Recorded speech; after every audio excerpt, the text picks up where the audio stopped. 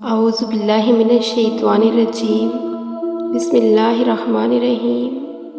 معزز ناظرین و سامعین، میری طرف سے السلام علیکم۔ آج کی اس ویڈیو کا آغاز کرنے سے پہلے اگر آپ نے اس ویڈیو کا پارٹ 1 نہیں دیکھا تو اس سے پہلے ویڈیو کا پارٹ 1 دیکھ لیں تاکہ آپ کو پوری بات کی سمجھ آ سکے۔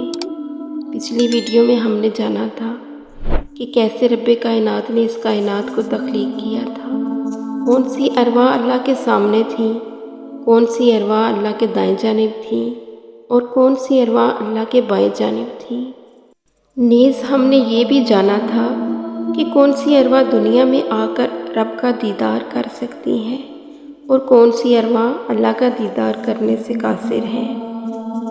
جب اللہ تعالیٰ کے سامنے بے شمار ارواح بن گئی تھیں تو ارواح سے رب تعالیٰ نے سوال کیا، من ربکم، کیا میں تمہارا رب نہیں ہوں؟ روحوں نے جواب دیا، بلا شاہدانہ، بے شک ہم گواہ ہیں، یعنی کہ ہم گواہی دیتے ہیں کہ تو ہمارا رب ہے۔ پھر اللہ تعالیٰ نے روحوں کی آزمائش کے لیے دنیا بنائی اور دنیا کی چمک دھمک اس جہان سے زیادہ رکھی۔ جب روحوں کو دنیا دکھائی گئی تو کئی ارواح دنیا کی چمک دمک دیکھ کر دنیا کی طرف لپکی۔ انہوں نے یہ نہ سوچا کہ ہمارا رب تو یہ ہے، ہم دنیا کیوں طلب کر رہے ہیں، لیکن وہ بغیر سوچے سمجھے دنیا کی طرف لپک پڑی۔ اس کے بعد اللہ تعالیٰ نے ارواح کو جنت کے لذات دکھائے۔ جب روحوں نے جنت کے لذات دیکھے تو ان میں سے بعض ارواح جنت کی طرف لپکی اور بعض ارواح یہ فیصلہ نہ کر سکی کہ وہ جنت طلب کریں یا دنیا، اور کچھ ارواح صرف رب کا جلوہ دیکھتی رہیں۔ انہوں نے نہ جنت طلب کی اور نہ ہی دنیا طلب کی۔ انہوں نے سوچا ہمارا رب تو یہ ہے، ہم کیوں جنت اور دنیا طلب کریں۔ وہ رب سے پیار کرتی رہیں اور رب ان سے پیار کرتا رہا۔ وہ ارواح جنہوں نے دنیا طلب کی تھی، دنیا میں آ کر اگر وہ ساری زندگی نیک اعمال بھی کرتی رہیں، لیکن آخر میں آ کر ان سے کچھ نہ کچھ ایسا کام سرزد ہو جاتا ہے کہ ان کی ساری نیکیاں ضائع ہو جاتی ہیں اور ان کا برا کام بھاری پڑ جاتا ہے، جس کی وجہ سے ان کو دوزخ میں بھیج دیا جاتا ہے۔ ایسی ارواح زیادہ سے زیادہ دنیا کا مال اکٹھا کرنے میں لگی رہتی ہیں۔ ان کو حرام اور حلال کی تمیز نہیں ہوتی، چاہے وہ ساری زندگی نمازیں بھی پڑھتے رہیں، روزے بھی رکھتے رہیں، ساتھ ساتھ وہ حرام مال بھی اکٹھا کرتے رہتے ہیں اور زیادہ سے زیادہ مال اکٹھا کرنے کی تگودو میں حرام اور حلال کی تمیز کو بھول جاتے ہیں۔ ان لوگوں کو اللہ اور اللہ والوں کی کوئی پرواہ نہیں ہوتی۔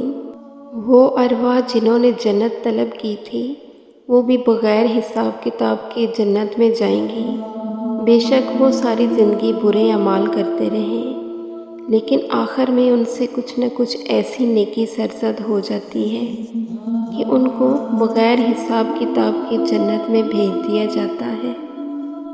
جن ارواح نے دنیا طلب کی وہ بغیر حساب کتاب کے دوزخ میں جائیں گی، اور جن ارواح نے جنت طلب کی وہ بغیر حساب کتاب کے جنت میں جائیں گی۔ حساب کتاب تو ان ارواح کا ہونا ہے جو یہ سوچتی رہیں کہ ہم دنیا طلب کریں یا جنت۔ ایسی ارواح جس کے ہاتھ لگ گئی اسی کی ہو گئی، یعنی کہ اگر کسی اللہ والے کے ہاتھ لگ گئی تو وہ ارواح اللہ والی ہو جائیں گی، اور اگر کسی شیطان کے ہاتھ لگ گئی تو وہ شیطان والی ہو جائیں گی۔ ان لوگوں کے اعمال کے پلڑے تولے جائیں گے، جون سا پلڑا بھاری ہوا، یعنی اگر نیکی والا پلڑا بھاری ہوا تو ان کو جنت میں بھیج دیا جائے گا، اور اگر برائی والا پلڑا بھاری ہوا تو ان کو دوزخ میں بھیج دیا جائے گا۔ ایسی ارواح جنہوں نے نہ جنت طلب کی اور نہ ہی دنیا کی طرف دیکھا بلکہ وہ رب کے جلوے کو ہی دیکھتی رہیں، وہ روحیں دنیا میں آ کر بھی رب کی متلاشی رہتی ہیں۔ رب کی یہ متلاشی ارواح کریا کریا، نگر نگر اور در بدر پھرتی ہیں کہ کہیں نہ کہیں سے ان کو رب مل جائے۔ رب کی تلاش میں یہ کئی اولیاء کرام کے درباروں کے چکر بھی لگاتی رہتی ہیں اور دنیا میں یہ مضطرب ہی پھرتی رہتی ہیں جب تک ان کو رب کا دیدار نہ ہو جائے۔ جب ان کو کوئی کامل مرشد مل جائے جو ان کو رب تک پہنچا سکے، اس وقت ان کو قرار آتا ہے اور یہ رب کے دیدار تک پہنچتی ہیں۔ یاد رہے کہ مختلف قسم کی ارواح مختلف مذاہب میں آتی ہیں۔ مذہب صرف جسم کا ہوتا ہے، روح کا نہیں۔ امید ہے آج کی ویڈیو سے آپ کو بہت سارا نالج ملا ہوگا۔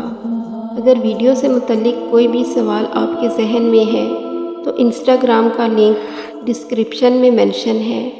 آپ کوئی بھی سوال ویڈیو سے متعلق کر سکتے ہیں، آپ کو ہر قسم کا جواب ملے گا۔ اگلی ویڈیو تک آپ سے اجازت چاہتے ہیں۔ اللہ نگہبان۔